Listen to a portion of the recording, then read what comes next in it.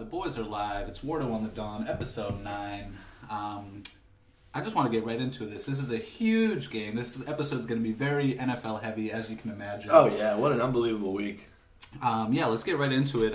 Just before we do, a quick reminder to check us out on Facebook. You can find us there, Spotify, all that good stuff. But Patriots-Chiefs, we're definitely going to lead with that. Yeah, let's lead in with that. What a game. Let's get into it, man. Yeah, so first half, we can start with the first half.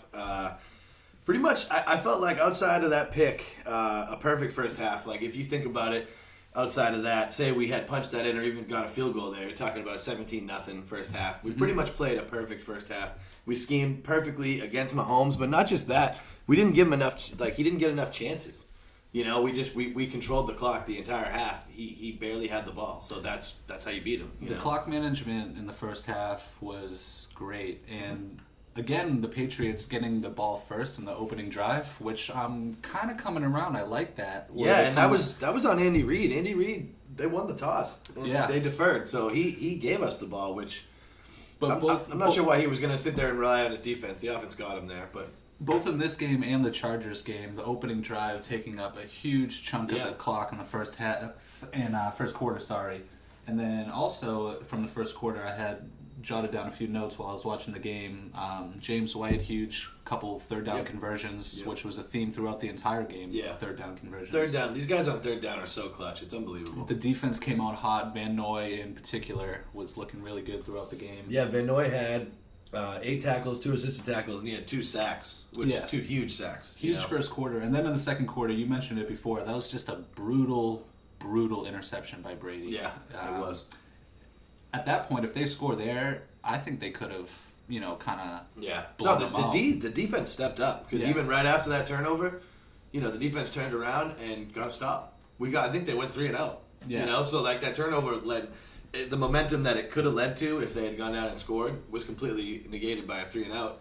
Good, the pass rush was good. The secondary was covering the receivers downfield. Tyreek Hill held the one catch all night. I mean, it was a big play at the time, but to hold him to one catch for whatever many yards it was, that was huge. Huge. And they were physical with Kelsey on the line. He's soft. That's how they've been beating people all year with Tyreek Hill. They kind of bleed people to death with their normal offense, and then they'll hit you with that big hitter because Mahomes can, the guy's in stride, 40 yards, 50 yards downfield, and Mahomes can hit him in stride.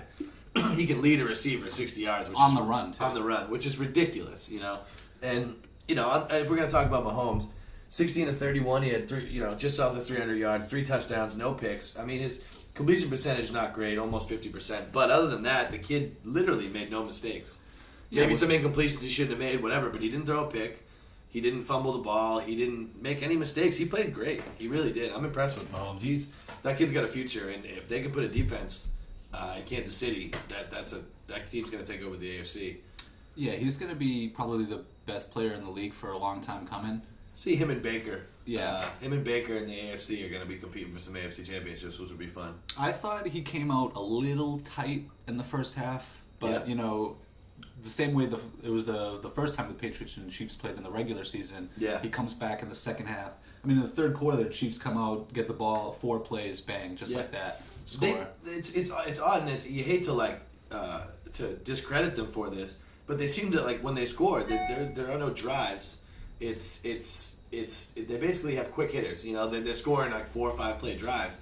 Big hitter down the field, then 2 or 3 plays later they punch it in. Yeah. They're taking no time off the clock. So the way 2 beat them was the exact way that the Patriots, the Patriots on offense ran 97 plays, 47 runs, 29 were Sony Michel for 113 and 2 touchdowns. But 47 runs, I mean, that's how you beat the Chiefs. You control the clock. We kept Mahomes off the field as much as we possibly could. Which is crazy, too, because you mentioned Sony Michel. I think he played 34 snaps. Yep. 29 of those, they gave him the ball. Yep. How more obvious can you be? Yep. And he's going to run the ball. And yet the Chiefs can't stop him. Yeah. So the week prior against the Chargers, they kind of used that against the Chargers, where they used a lot of play action with Michel. They bring him in, not a lot, but at least 2 or 3 times they did a play action with him, and then they actually hit him out of the backfield, which was something we didn't do much because we got James White. Sony's the run guy. Sony and Burkhead are the running guys, and then we got White for a third down back, dump offs, things like that. But they were using Sony. They were bringing him in, looking like a run like a run set and then play action, hitting him out of the backfield. And Sony actually looked pretty good against the Chargers out of the backfield. So that is just another thing to piss off defenses for us, like, wow, okay, Sony's in the game. Like you said, this game now we didn't do any of that. But now next game, what are we going to do? It's for you to decide. You have no idea. Which McVay's, he's quite the magician himself as a coach for a young kid. But, we'll see what he can do against, the boss man. Bill's the pedestal. That's where you want to be. So yeah, Bill is where you want to be. James White, I've mentioned before, he had a couple of huge catches. Also huge catches. I love to see, Edelman, Gronk being just, Gronk's, people are saying he's over the hill, but his blocking is still elite. And the plays that he made in the game were just vintage Gronk, and I love to see it. Yeah, I got Edelman and Gronk down here for a combined 13 receptions for 175 yards. That's huge. That's huge. And Gronk, not only that, Edelman makes the blocking plays, and he's making the scrappy plays, but Gronk has played fantastic. Not only did he get his 6 catches for 79 yards, but he was, again, the same way against the Chargers, blocking like a horse on the line all game, him and Devlin. The line, Gronk and Devlin, obviously Gronk's going to make plays outside of the line, but and Devlin actually did too. I think he had a catch this week again. He's been oddly involved in our offense this year. A couple touchdowns, handful of touchdowns. But, the line as a whole, Gronk and Devlin deserve a ton of credit for where we are right now. I mean, however many times Brady's dropped back, I think it's just south of 100 times in 2 games. He's only been rushed twice and sacked none. These guys are standing. If you can give Brady that kind of time, you're damn right we're going to win. So the problem is, stopping people getting to Brady. And if we can do that, I got all the confidence that we can win. Speaking of Devlin, I would have liked to see him get the ball when the Patriots went for it on 4th down in the 4th quarter and Burkhead got stuffed. Yeah. I was not a fan of, 1, the play call, and 2, the personnel. It was an obvious play call to me, and I remember exactly the play you're talking about. And we had gone for it prior on 4th earlier in the game, and Burkhead did that same fucking thing. He got the ball, and instead of trying to churn, he just dove. And they knew it was going to happen, so they saw. And he actually did it. And it wasn't a 4th down play, but he did it on a 2nd play. So that play that you're talking about was the 3rd try. He tried to do that, and if you watch the defender, he came around, went to the ground, grabbed his feet, and pulled him back. He knew that that's what Burkhead was going to do. So it's you can't advertise your moves. You already did that twice in the game. You gotta. And on top of the fact, stay on your feet. Stay on your feet and drive forward. If trust the line. The line's played great. Trust the line that will push forward and try to get that 4th down for us. The line did play great. And, it really did. Moving into the overtime a little bit, I loved the flea flicker call. And that was vintage Josh McDaniels. It was. That was awesome. I laughed because it was a 1st down play, so I wasn't stressed about it being an incompletion or a wasted play or whatever. I loved it because it was imagine that works, and that's a flea flicker for the Super Bowl, to go to the Super Bowl. That would have been unbelievable. Each playoffs, the Patriots always have that one kind of trick play that they save for the playoffs. Yeah. And I mean, a flea flicker, that's nothing out of the ordinary. We still got a ton of stuff. I mean, Edelman was a quarterback, so you can always do that wide receiver screen pass, wide receiver pass downfield. Mm-hmm. I know that we did that. They did that with Edelman and Dola, but I could definitely see that working with Dorsett or Cordarrelle Patterson, maybe just a guy that can get downfield. And if you get Patterson in stride, he's gone. Good luck tackling him when he's got his feet going. Now, as impressive as the win was, I think we do have to talk officiating a little bit. The Patriots, say what you will, they played a great game and they shut down Mahomes for a long time, but they did get some help from the officials. Yeah, they did. And, obviously the one key play, the D Ford offsides, that was kind of not a debate. How did you feel? Was it a huge play? Yeah, but was he lined up offsides? Absolutely. There's no question. So it does negate that play. It wasn't a ref decision. He lined up. There's a line. His hand was over it. It's not really. How do you feel about the the hit to the head that Brady got called? That was a little. It wasn't a hit to the head. Yeah. Which should not have been a flag at all. That was a good play by the defender to try to wave in his face to distract him. It's a risky play by him. If he does hit him in the head, it is a call, but he didn't. So for Chiefs fans complaining about that call, I will kind of just point to that pick play that they got Sammy Watkins wide open. Which is something we do a lot, but we also get flagged for it. Correct. It does work for us, but at times we've been flagged for that. I can recall a handful of times we've been flagged for that. So, they should have been flagged for that as well. Also, I mean, there's a couple of things. If we're talking about officiating, They caught a break on the Edelman punt, review. They did catch a break on that, and I think they got it right. Personally, I don't think it touched him. I think some people are maybe correct in saying that there wasn't circumstantial evidence to overturn. Like maybe you should have stayed with the call on the field, but I think it was right. If you look at the two angles and you size them up and you thought about it, you're like, wait, it looks like it hits his thumb, but then you see the other angle and you're like, no, it didn't. So, I didn't think they were going to reverse it. I was sitting at home thinking, it didn't touch him, but there's not enough clear as day, he did not touch it. So I was like, oh, it's going to stand. Patriots are fucked. For sure. In my head, I was like, it didn't touch him, I don't think, but they call on the field was that it touched him, so I don't think that they can do this, especially not that it should ever matter, but especially in Arrowhead, AFC Championship, it's like I don't think they'll do that. But they did, and that was a game-changing play. Definitely. And the biggest game-changing official call was the D Ford offsides, and it was offsides. How dumb can you be? That's a horrible call by him. I know some guys were saying, hey, in the regular season, they'll just say, hey, tell your guy to get offside. Hey, listen, if he, and we watched the mic'd up here right before we were recording, and he said, was I offsides? And it's like, A, if you don't know, that's pretty bad, but B, there's got to be a team captain, and there's got to be somebody else on that defense that picks him up. Like, hey, get your fucking hand back, get onside. Nope. How does 10 guys allow the guy on the edge, your edge rusher? They saw him. They knew he was offsides. I mean, you're looking down the line at where the ball is. If you're past where the ball is, it's offsides. It's not rocket science we're talking about. There isn't much to really talk about. He was over the line. But there were several questionable calls. Like you said, the roughing the passer call was dog shit. It was inexcusable, that offsides. But, I mean, don't forget that if, he moves his hand back, Brady throws a pass off Gronk's hands, interception, game over. Yep. So that's another break that the Patriots caught. We got a break. We got every break in this game. That's the coin toss down to that. We did get the breaks. But they played great, and they also got a lot of help. Both things. They took advantage of all opportunities, I would say. Outside of the officiating, a couple of things that I have here. Lasergate. I don't know if you saw all this, but there are videos of Laser. Imagine if this happened in New England. I know, that's my point. Is I don't think it's a big deal personally, and I've said that about a lot of things.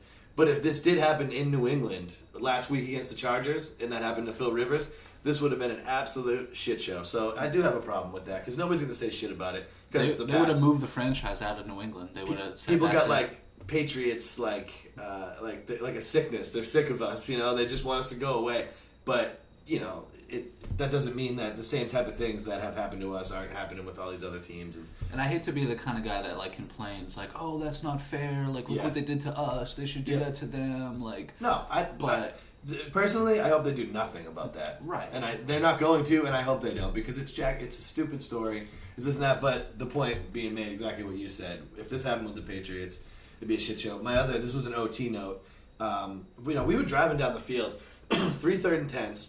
So you're talking about the defense being on the field for Kansas City for a very long time. Andy Reid, 1st and goal from the 5, 2 plays in a row. You can visibly see the Kansas City guys huffing and because it's so cold. You're seeing smoke all over the place. Andy Reid had 2 timeouts in overtime. What the fuck are you thinking not taking a timeout before those plays? That's why Burkhead literally walked into the end zone from the 2 because the defense was gassed. They didn't have enough energy to tackle a guy like Burkhead for less than a 2-yard gain or get into the line.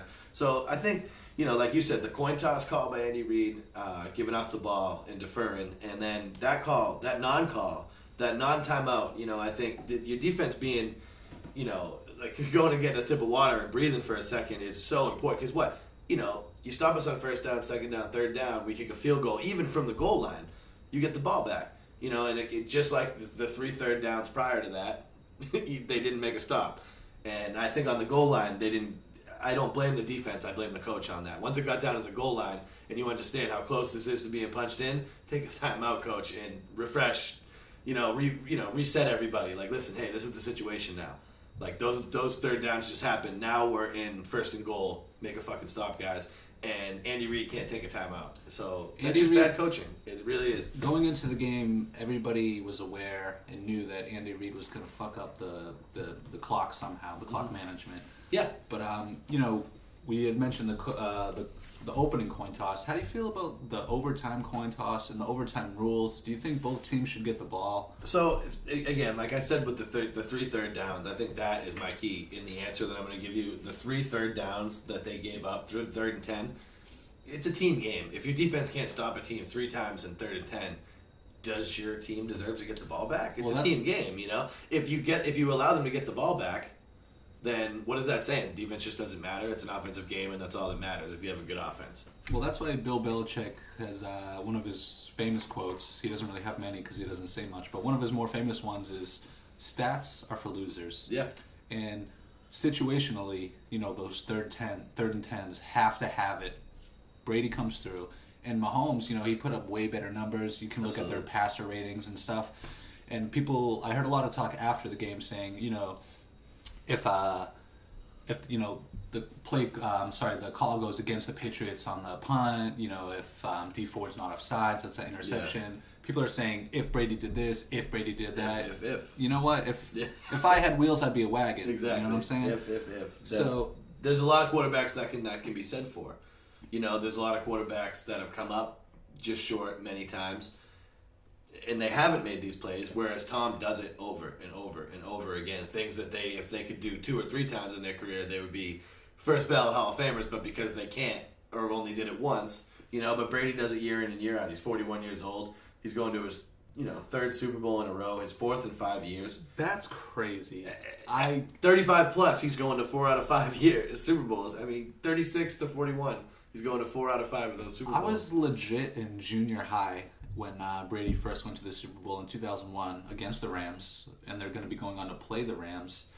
What's your initial thoughts on the game, and do you think the Patriots stand a good chance to take it home? I think they do. I really do. I think they have a great. I really like the matchup. Like I said last week, who would I rather play, and I said the Rams. You did.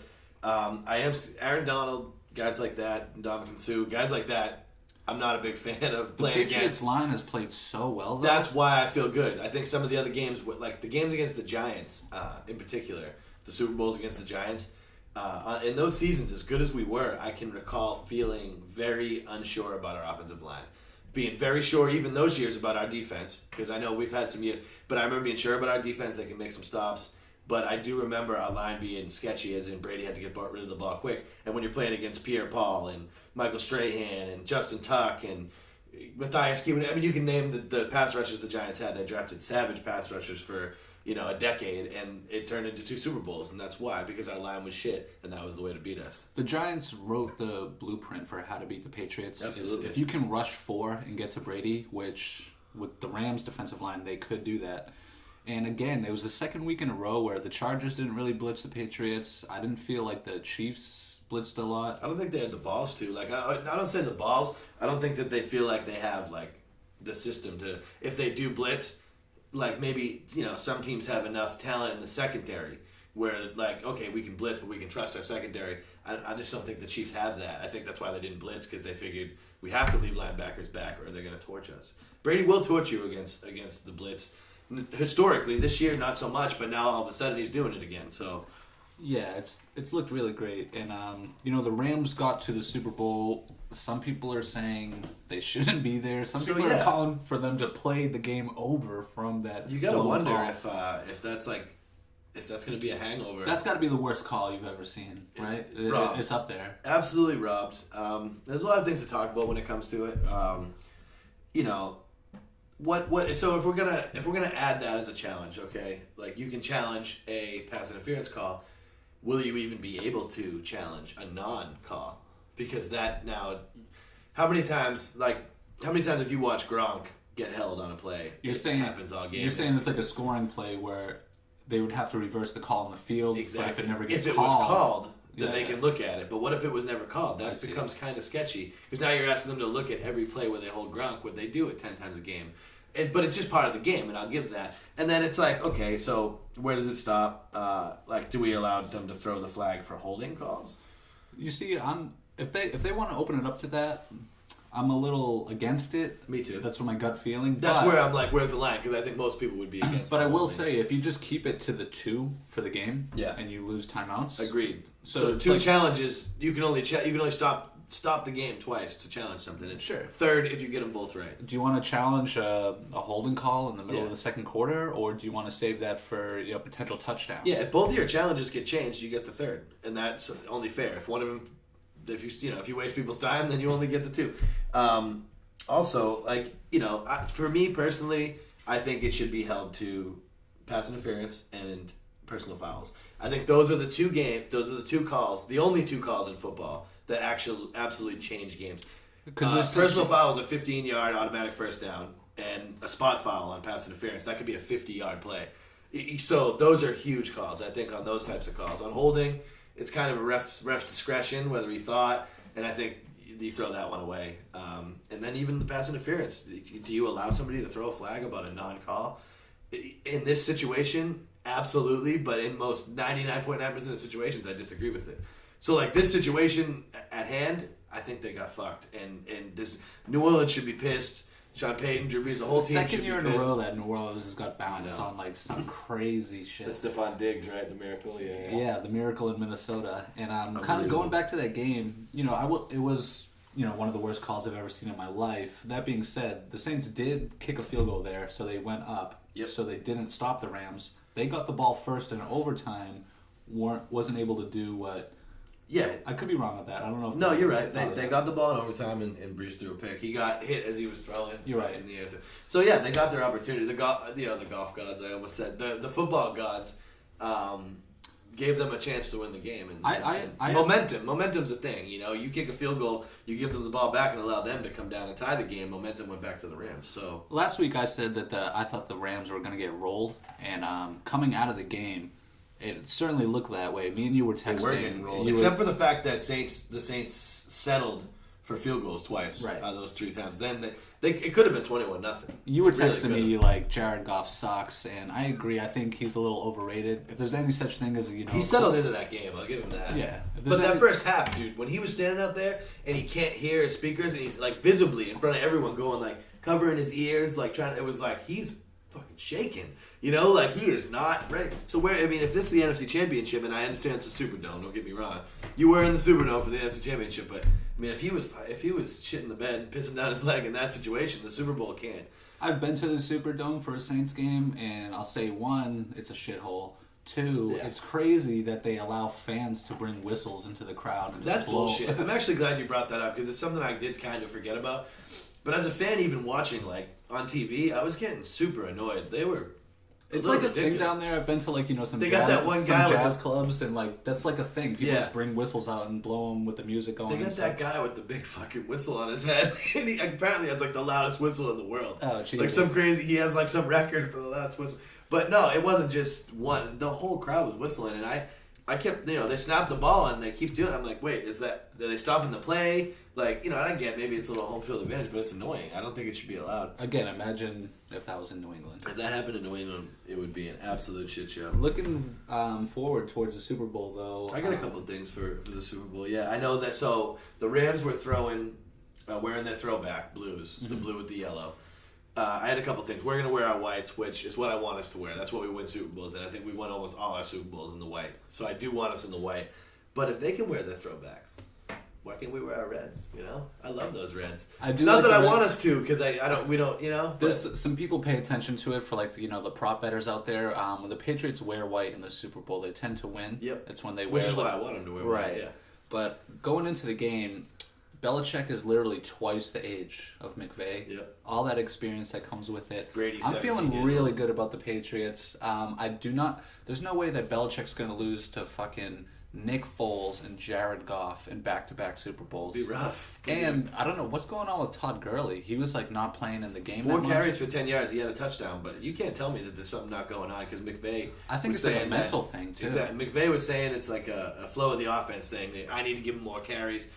I don't buy that. You and every other coach that's been with the Rams for the past 3 or 4 years has abused this guy, giving him 25 to 35 touches a game, and maybe it's catching up to him. Maybe that's it. It's just wear and tear. If you look at how many touches he's had over the last 3 or 4 years, it's like head and shoulders above other running backs. I compare it to like maybe Ezekiel Elliott has seen a similar work. Yeah, they just. I mean, I get it because they're studs. The whole offense, but you can't expect them to, for a 16-week season, 16 games, and now we're talking 2 more games and a third if you make the Super Bowl here. Like, that's a lot of wear and tear, man. This is the 19th game of the season for Gurley. If you're going to keep giving him the ball 40 times a game, I mean, it's going to catch up to you. So if Gurley's, out of his tree and they got to roll with C.J. Anderson, I don't think that's enough to beat the Patriots. No. I don't. I think he's I don't want played to get good, but overconfident, he also looks like, not to like shit on him because I love CJ Anderson. He looks out of shape to me. He looks fine. He's like he's whatever. doing he's looking he's playing well, but to me he looks pretty dumpy out there. And it not just to me. He's made jokes about it in the press. He's physically dumpy. Yeah, he literally looks kind of chubby these days. I got kind of a take attack for you. Do you think? I wasn't ready for this. I know. That's what That's what you're gonna go for him. Do you think that this was the biggest non-Super Bowl win for Bill and Brady?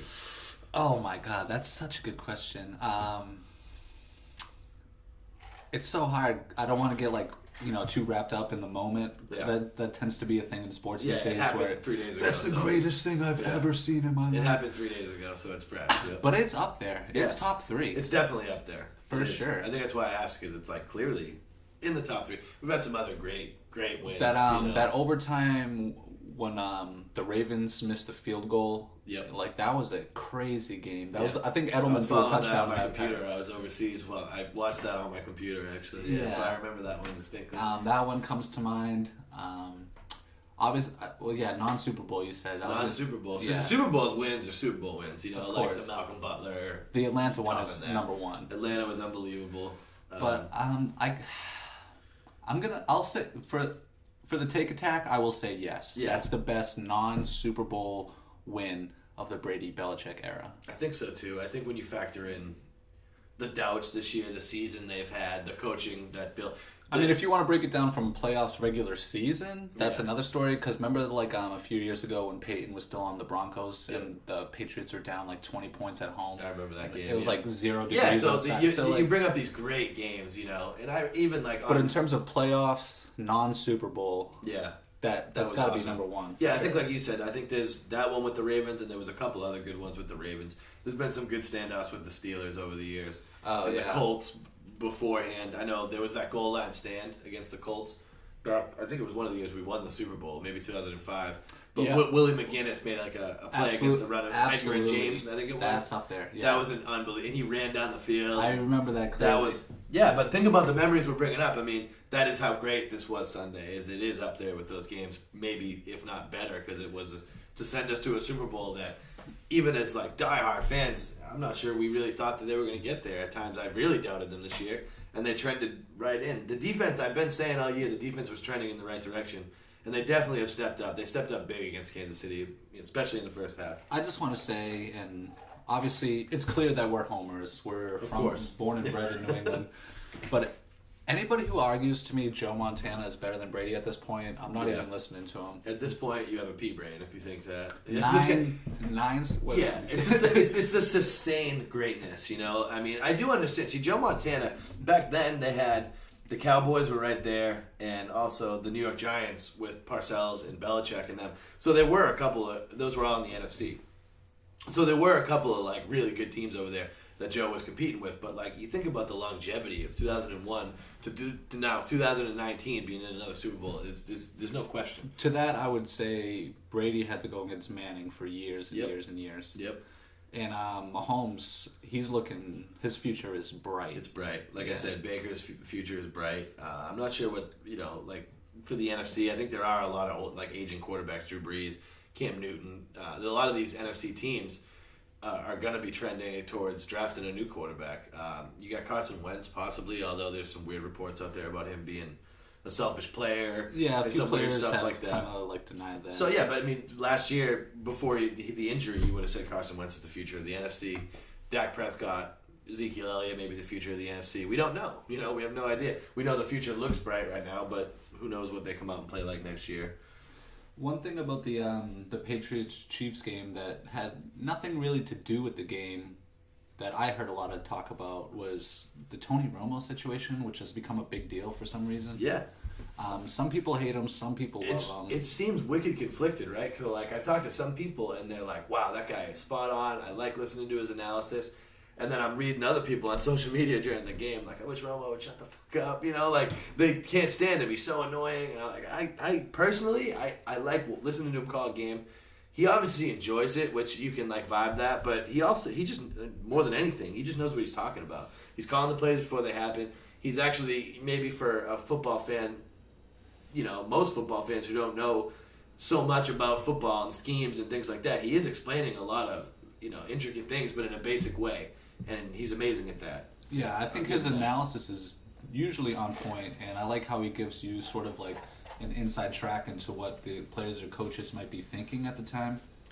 But some of his enthusiasm, I'm not a fan of. Yeah. I feel like as much as he praises Brady and Belichick, I don't know. For me, it seems that like he has a bit of a anti-Patriot bias. Yeah. He gets a little too hyped when like the Chiefs are scoring, and then I wonder if it's just something about like during his era, Brady was the GOAT, the top quarterback, and it's some deep-seated resentment. Yeah, like he just still wants him to go away, But he did tip the cap, and he did say so many times how great Brady was. And one thing I was thinking about when you said that we all knew he was going to make some clock management issues when you were talking about Andy Reid. Yeah. I was just thinking about it, I said almost right away when they scored that long touchdown down the field, they made a long play down the field, and they scored a touchdown right after. And the first thing I did was look at the clock, and I was like, well, thank you. Thank you. Because we had timeouts, but we would have had to waste our timeouts now trying to drive down the field, and we would have had to score a touchdown on that drive to go up 3. A field goal would only put us within 1. Andy Reid should have tried to drive the ball. I understand you have Mahomes, and he's a gunslinger going down the field. You have to, hone him in and tell him, first downs. Worry about first downs. Because he could have ticked the clock down on us. Leaving 2 minutes on the clock for Brady's you're literally opening the door. You're leaving not yourself no time and him just enough time. That will come with time. Mahomes will kind of settle into his leadership role. Yeah, not just to put it on Reid. Mahomes made he'll understand the situation a little bit better. Yeah. But ultimately, I think it is on Reid because he has a long track record. Maybe not try to strike right away, but maybe run the ball. And if you run the ball, the play clock's 40 seconds? It's another 40 seconds of the clock every time or you would have either that or you would have forced us to use one of our huge timeouts that we had left. So a lot of things could have happened. There's a lot of things to talk about with that game. It was just an unbelievable game, though. Before we move into our unlimited top 5, are you ready for a take attack? Yeah. Super Bowl prediction. What's the score? Super Bowl prediction. I think the Patriots, if they play the way they played the last couple weeks, control the clock, control the game, I'll give it 27-17. Patriots by 2 scores. By 2 scores, 27-17. I know. Trust our defense putting pressure on Goff, and I think we can put up. Initially, the Patriots came out as the underdog, but so much money had come in on them that they're now the favorite. Yeah. And I like the Patriots in the underdog role, so me too. I don't want anybody on the team looking at the betting lines. I just want them to be focused on the world Stay against in the us. role, yeah. Just keep it going. I know one thing that I have, in my head, is that both teams just went on the road. So it's both teams just went into a hostile environment and won. Super Bowl's a hostile environment, so it shouldn't be anything new. But it's really nothing new for the Patriots. After last year's Super Bowl, I'm not going to go into it overconfident because I felt like we were going to fucking blow out the Eagles last year. Because of Foles, and he did what we all thought he couldn't do, so that means Goff could do the same. He could, theoretically. But I really like the Patriots in this game. No, me too. And I don't want to be too overconfident, but that's just what I think. I think our defense can play well enough to hold them to 2 or 3 scores, and I think our offense will play well enough to score a few touchdowns, a couple field goals. I think we have to be able to run the ball, and it's all about the line. And like I said earlier in the podcast, I feel like the line almost, it's we talk about all these plays by Edelman and White, and Brady's playing great, and the defense is playing great, but the offensive line is like the unsung hero of this run. I mean, they've played fucking awesome. They really have. They've protected Brady perfectly. You can't understate only being hurried twice and sacked 0 times in 2 playoff games. That's unbelievable. To make a non-sports analogy, the line is kind of like the drummer of a band. Yeah. If the drummer sucks, the band sucks. Yep. So if the line whole sucks, rhythm's off. Exactly. Right. If the line sucks, the whole team's gonna suck. So I'm glad to see both the offensive line and the defensive line, especially Van Noy. We talked about him already. Van Noy. Guy has been really good. They've just played at the right time. They're playing good football. I think they got a good shot. I really do. I'm excited for this Super Bowl. We'll see what happens. We'll see what happens. It's been a great run. It really has. This has been a fantastic season. It was frustrating at times, but to see them turn it on and to beat 2 really good teams, one on the road in the AFC Championship. This has been awesome. It really has. That being said, with all the Romo hate that was out there this past week, for our unlimited top 5, we decided to do the top 5 worst broadcasters, or I'll say more sportscasters, because we have some, just on-air personalities. Yeah, on-air personalities, broadcasters. We've done our best before. You can look back at our old episodes on YouTube and stuff and check that out. But I'll start. Number 5. I'm just gonna. I have a whole bunch of names here. So you can kind of put them in whatever order, but I'll just run through them. Number 5, Dale Arnold, stiff. Jamel Hill, idiot. Bomani Jones, moron. Jason Witten, I think he has a permanent concussion at all times. Yeah, listen, he's only got a year. He's on my list too. He's only had a year at this, but he's awful. I completely agree with you. And my absolute least favorite sportscaster in the history of the game, he's still on air, is fucking Gary Tanguay. That guy is a moron. He doesn't know what the hell he's talking about at all. I hate that guy. I know exactly what you mean when it comes to him. I got Stephen A. Smith. I just can't take him. I really can't. Lay off the weed. This guy, he has embarrassed himself multiple times in the past couple weeks talking about football. And it's like, if you don't know about the sport, then just shut up. Imagine keeping track of Stephen A's take attacks. Oh, my God. His opinions, I think I disagree with him consistently. Moving ahead, I got Max Kellerman, who just, they're together, And it seems like I will watch that show, but they both really piss me off. I also have Wilbon from ESPN. Yeah. He just... some of the things that he says... He's a big Patriots hater, but some of the things that he says, and like you had mentioned, he's reluctant to trash NBA players. Yeah, because he's friends with them, and that's not your job, is to be friends with the guys. You're supposed to be an analyst and give a true analysis, this is going to be an unpopular one around these parts, but I got Jack Edwards. Son of a bitch. I just don't think much of Jack Edwards. I really don't. He was my number 1. More of a brick guy, more of a brick guy. I do understand though, and I said it to you. I personally do understand why he is where he is, but as like a true hockey connoisseur, a guy who played hockey since I was like 3.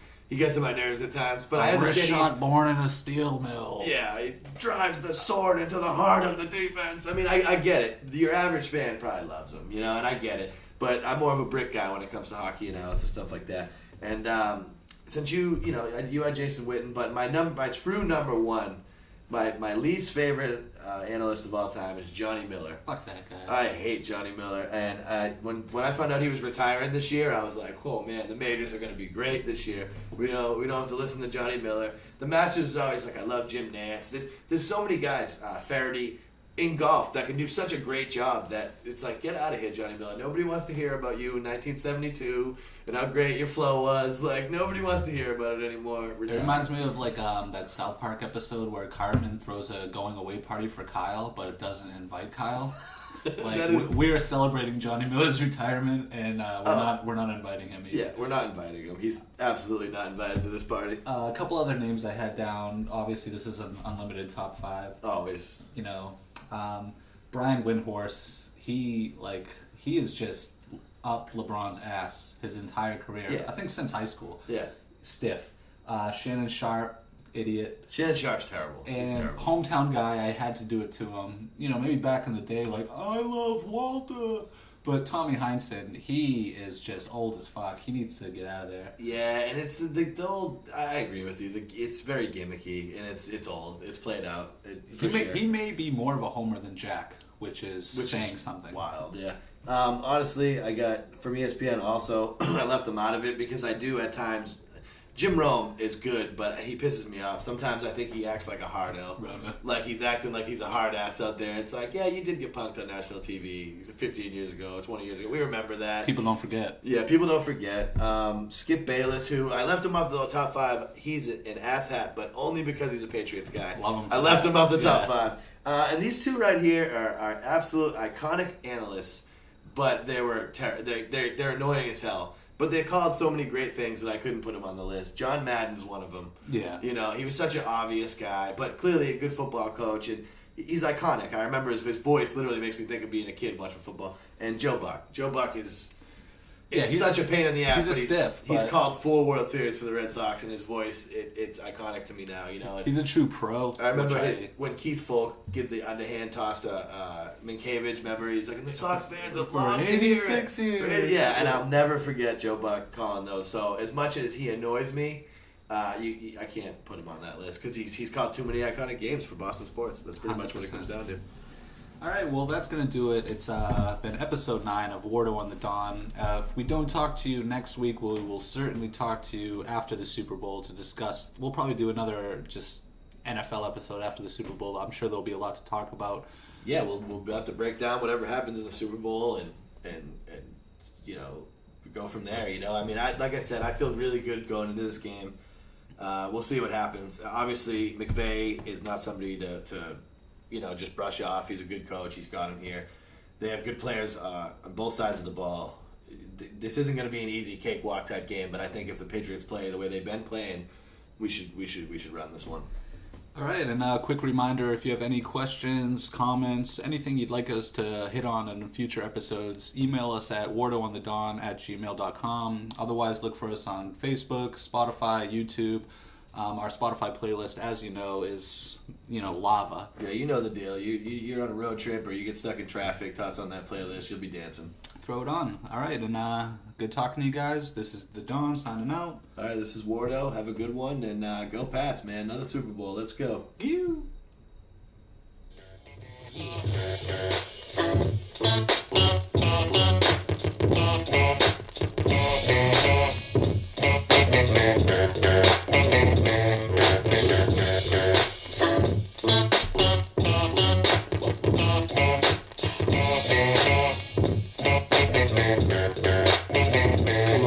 Definition of half man, half drugs. Ask the clubs, bad boy, that's what's up. After bucks, crush crews after us. No games, we ain't laughing much.